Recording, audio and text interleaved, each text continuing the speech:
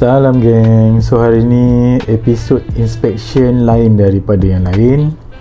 Ini rumah saya inspect untuk saya sendiri sewa.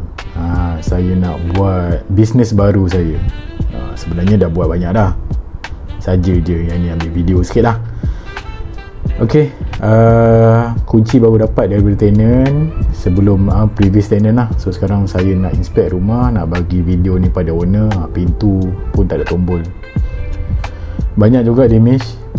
Nanti saya buat satu lagi video, video compilation of benda-benda yang rosak kat rumah ni untuk saya bagi pada owner, untuk owner yang repair.